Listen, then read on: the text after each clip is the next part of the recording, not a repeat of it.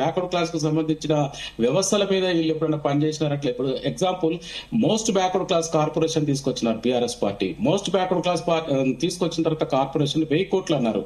దానికి 2 సార్లు commission MPC chairman declare చేసినారు, కానీ పాలక మండలి మాత్రం డిక్లేర్ చేయకపోయినారు. అంటే ఏంటంటే ఎలక్షన్స్ రాగానే కాంగ్రెస్ పార్టీ అయినా బీఆర్ఎస్ పార్టీ అయినా భవిష్యత్తులో ఏ పార్టీ అయినా కూడా బీసీల పక్షాన హామీలు ఇస్తారు తప్ప వాటిని ఫుల్ఫిల్ చేయడానికి వాళ్ళు ఎప్పుడు కూడా ఇష్టపడరు. వాళ్ళు పేపర్ మీద రాస్తారు. ఈ మధ్యన బీఆర్ఎస్ చూస్తున్నాం మనం, కవిత గారు వచ్చి మేము అది చేస్తాం ఇది చేస్తాం అంటే వాళ్ళు ఉన్నప్పుడు కనీసం మమ్మల్ని కలవనీయలే. వాళ్ళని అధికారంలో ఉన్నప్పుడు ముఖ్యమంత్రిని మమ్మల్ని కలవనీయలే. ఎన్నిసార్లు కూడా బీసీలు కానీ ఎంపీసీలు కానీ కనీసం రిప్రజెంటేషన్ చేయడానికి. అంటే ఇప్పుడు కాంగ్రెస్ కూడా సేమ్ థింగ్. వాళ్ళు ఇక్కడ ఏంటంటే అక్కడేమో వెలమలు దోచుకుంటారు, ఇప్పుడు ఇక్కడ రెడ్లు దోచుకుంటారు. అక్కడ అంతే తేడా తప్ప బ్యాక్వర్డ్ క్లాస్ కు సంబంధించి జనాభాలో అత్యధిక శాతం ఉన్నటువంటి దాదాపు 60% ఉన్నటువంటి బీసీల సంక్షేమం వీళ్ళు గాలి కొదిలేసినారు. ఇప్పుడు 1 year అవుతుంది కాంగ్రెస్ పార్టీ వచ్చి. 1 year లో ఏమున్నదండి? వాళ్ళు కామారెడ్డి డిక్లరేషన్ వాళ్ళ హైకమాండ్ ఇచ్చింది. వాళ్ళ హైకమాండ్ ఇవ్వడంతో పాటు అనేక రాష్ట్రాల్లో ఉన్నటువంటి కాంగ్రెస్ పెద్దలు వచ్చి వాళ్ళతో మాట్లాడించినారు, బీసీల ఓట్లు దండుకున్నారు. తర్వాత ఇప్పటి వరకు 1 year అయిపోతుంది, వాళ్ళకు అడ్డీగతి లేదు. రేపు పొద్దున మళ్ళీ అప్పుడు పెట్టేస్తారు లోకల్ బాడీ ఎలక్షన్స్ లో.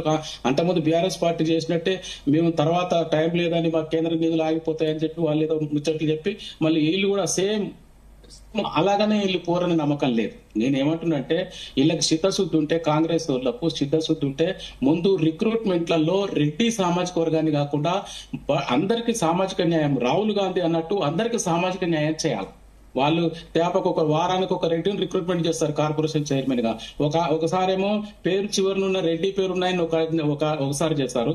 చివరిన రెడ్డి లేని కోదండ రామరెడ్డి లాంటి వాళ్ళని, దిల్ రాజు లాంటి వాళ్ళని వీళ్ళని ఒకసారి రిక్రూట్మెంట్ చేసుకుంటా ఉంటారు తప్ప కాంగ్రెస్ పార్టీకి వాళ్లకు రెడ్డి సామాజిక వర్గానికి వాళ్ళని పదవులకు గాని కాంట్రాక్టర్లకు గాని చూపిన శ్రద్ధ ఇతర వర్గాల మీద లేదనేది స్పష్టం. నీకు ఇప్పటి నుంచి కాదు, కాంగ్రెస్ పార్టీ అంటేనే రెడ్డిల పార్టీ. అట్లనే గతంలో 10 సంవత్సరాలు చూసినాం మనం. వెలమోళ్ళు ఎక్కడున్నా కూడా ఆర్థికంగా చాలా వరకు పికప్ అయినారు.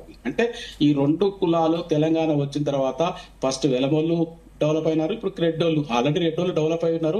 ఉన్నదంతా కూడా వాళ్ళ స్వాధీనంలో పెట్టుకోవడానికి చూస్తున్నారు తప్ప బీసీల పట్ల ఏ పార్టీ కూడా వాళ్లకు ఉండదండి. బీసీలే రాజ్యాధికారంలోకి రావాలి. బీసీలు రాజ్యాధికారంలోకి వచ్చినప్పుడు తప్ప ఈ వర్గాలకు న్యాయం జరగదు. ఈ వర్గాలకు న్యాయం జరగాలంటే బీసీలే తప్పనిసరి రాజ్యాధికారంలోకి రావాలనేది నా ఇంటెన్షన్. రైట్. దత్తాత్రేయ గారు నమస్తే అండి. నమస్తే మేడం. రైట్. అంటే గత ప్రభుత్వం కూడా బీసీలను పట్టించుకున్న పరిస్థితి లేదు, అప్పుడు కలవడానికి కూడా అనుమతించలేదు సీఎంను.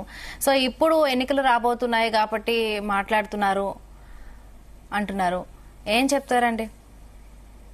తెలంగాణ రాష్ట్రంలో గడిచిన 10 సంవత్సరాలలో బీఆర్ఎస్ పార్టీ బీసీ సంక్షేమం కోసం ఖర్చు పెట్టినటువంటి నిధులు దాదాపుగా 28,000 కోట్లు.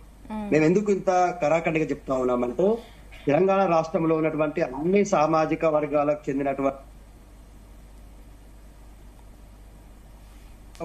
చెందినటువంటి వ్యక్తులకు ప్రతి ఒక్కరికి కూడా ఒక కులము, ఈ కులము, ఆ కులము